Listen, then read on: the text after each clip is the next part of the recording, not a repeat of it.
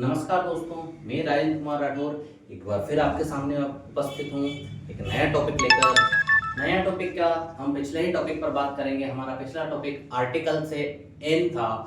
हमने जिस पर बात करी थी, हमने आपको बताया था आर्टिकल एन के बारे में हम बात कर रहे थे, जिसमें हमने आपको बताया था कि जहां पर स्वर का उच्चारण हो, जहां पर किसी शब्द में पहले अक्षर का उच्चारण स्वर हो, जैसे कि छोटा आ, बड़ा आ, ई, बड़ी ई, छोटा ऊ, बड़ा ऊ, ए, ऐ, ओ, औ, आ, अगर ये आते हों तो हमने कहा था कि हम एन लगाते हैं। हम कुछ एग्जाम्पल देख चुके थे और कुछ एग्जाम्पल हम आज देख रहे हैं। जैसा कि हमने लिखा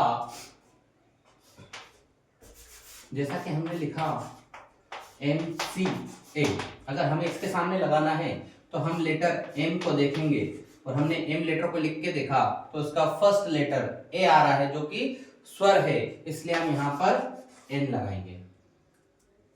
MBA लिखा, MBA का फर्स्ट लेटर ए है, इसलिए हम एन लगाएंगे। अच्छा, कुछ जगह अपवाद रहता है जहां पर हमें सो कुछ होता है और उसका उच्चारण कुछ और निकलता है। जैसे कि हम बात करें HOUR, यहाँ पर शब्द की शुरुआत H से हुई है, पर H शब्द यहाँ पर क्या होता है, साइलेंट होता है।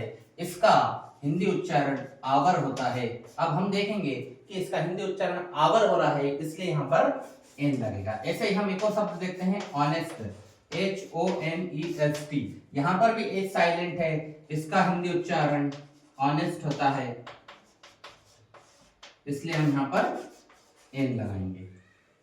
दोस्तों, ये कुछ इस टाइप के जो होते हैं ये आपको कंफ्यूज कर सकते हैं, ये ज्यादा नहीं होते हैं, इनको आप याद भी कर सकते हैं, पर हमारे जो अधिकतर प्रश्न जो आते हैं जिसमें हम कंफ्यूज होते हैं वो इस टाइप के रहते हैं, तो आप इनको बिल्कुल ध्यान रखें। और जिन लेटरों में हमें दिखता, तो जैसे पहले क्या होता है, इंग्लिश में हमने पढ़ा है कि इंग्लिश में जहां पर कुछ जगह हमने देखा है कि AEIOU, जिन शब्दों की शुरुआत इन AEIOU इंग्लिश के वोवल से शुरू होते हैं वहां पर एन लगाया जाता है, पर वो कहीं कहीं पर गलत होता है। जैसे हम एक शब्द देखें EUROPE, यूरोप। अब इसका हिंदी उच्चारण अगर आप देखेंगे तो ये यूरोप है। क्या है? यूरोप है। यूरोप होने के कारण इसमें एन नहीं लगेगा।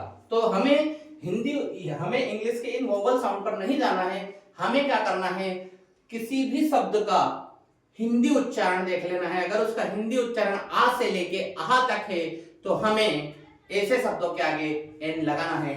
मुझे लगता है कि मैं आपको ठीक से समझा पाया हूं। Thank you.